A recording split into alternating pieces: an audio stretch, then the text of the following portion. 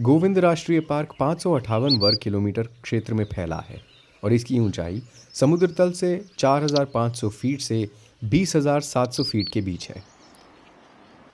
ये सुपिन नदी के नज़दीक अपर टॉन्स वैली का एक हिस्सा है। 4 से 5 महीने बर्फ से ढके रहने वाले इस इलाके में सर्दियों में तापमान 0 से 10 डिग्री नीचे तक चला जाता है। तालुका गांव तक मोटर मार्ग मौजूद है और जो लोग हर की दून की ट्रैकिंग के लिए यहां आना चाहते हैं वो यहां तक अपनी गाड़ियों से आ सकते हैं। तालुका से धाटमीर, गंगाड़, पवाणी और ओसला 5, 10, 13 और 14 किलोमीटर की दूरी पर है।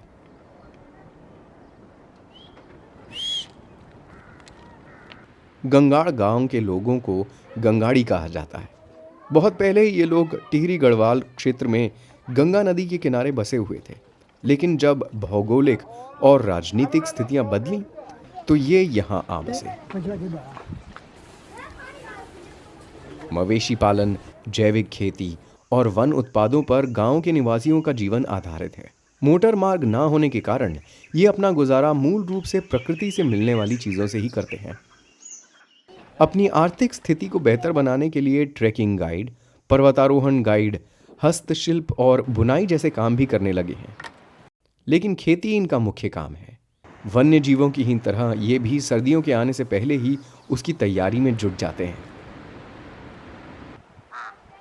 जब बर्फ पिघल जाती है तो ये लोग अपने सीढ़ीनुमा खेत तैयार करने लगते हैं। इस समय खेतों में पिछली फसल के ठूंठ मौजूद होते हैं, जिन्हें इन्होंने फसल काटने के बाद जमीन में ही छोड़ दिया था ताकि मिट्टी उपजाऊ बन सके।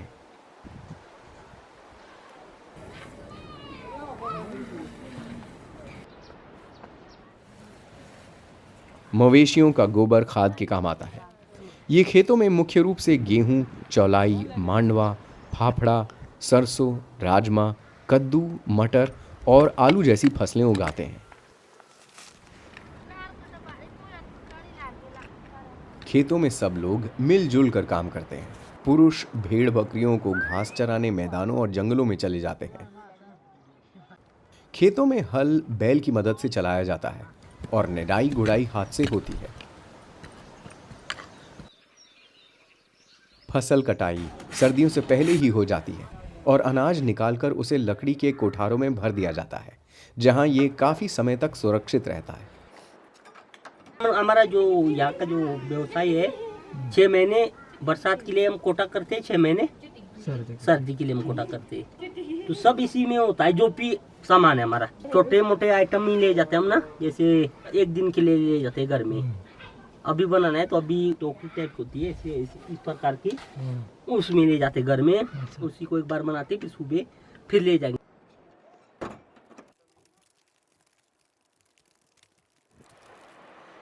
हिमपात से पहले भेड़ों का ऊन काट लिया जाता है और उससे तालुका के जरिए ऊन काटा जाता है।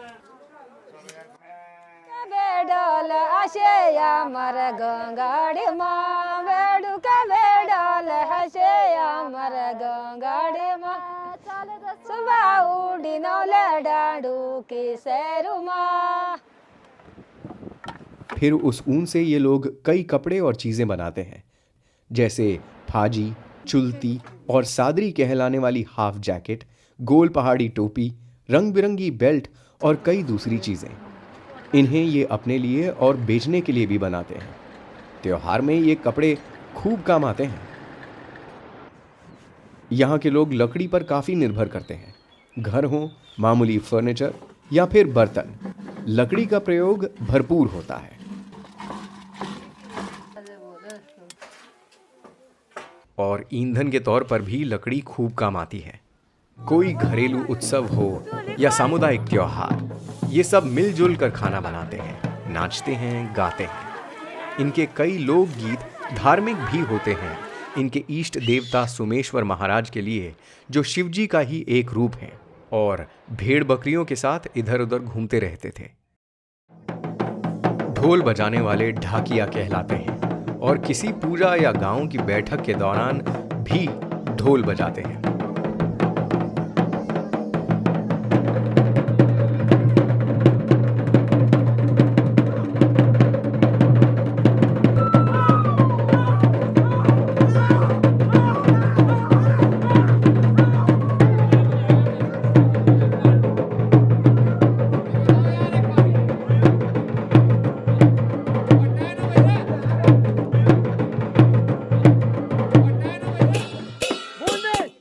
फागुन के महीने का स्वागत करने के लिए पूर्णिमा की रात एक पूजा की जाती है और अच्छी उपज के लिए प्रार्थना की जाती है।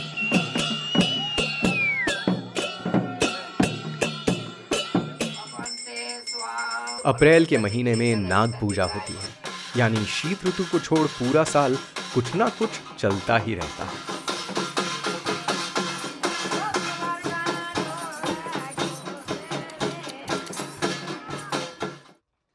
इनका आहार काफी सरल और पोषक होता है। बाड़ी एक ऐसी ही चीज है, ये आटे और मक्खन से बनती है। इसके अलावा काफुली, भांग की चटनी, चैनसू, झंगोटा की खीर वगैरह भी बहुत ही स्वादिष्ट चीजें हैं। अब गोविंद नेशनल पार्क की ओर ज्यादा सैलानियों की नजर जाने लगी है। कारण है इसकी सुंदरता, जैव विविधता, ट्रैकिंग से जुड़ी संभावनाओं में वृद्धि, बुनियादी सुविधाओं में सुधार वगैरह। लेकिन साथ ही मानव की जिम्मेदारी भी बढ़ रही है। ध्यान रखना होगा कि पर्यटन की मारामारी में कहीं ये अछूती जगह भी बर्बाद ना होने लगे। यहाँ के अनोखे जंगल, मनमोहक प्राकृतिक नज़ारे, बादलों की आंख मिचौली हमें इस आधुनिक दुनिया की आपाधापी से मुक्ति दिलाती है। लेकिन हमें भी ध्यान रखना होगा कि ये प्राणवायु हमारी अनंत पीढ़ियों के शरीर में जान फूंकती रहे। ये जन्नत यूं ही कायम रहे, सदी दर सदी।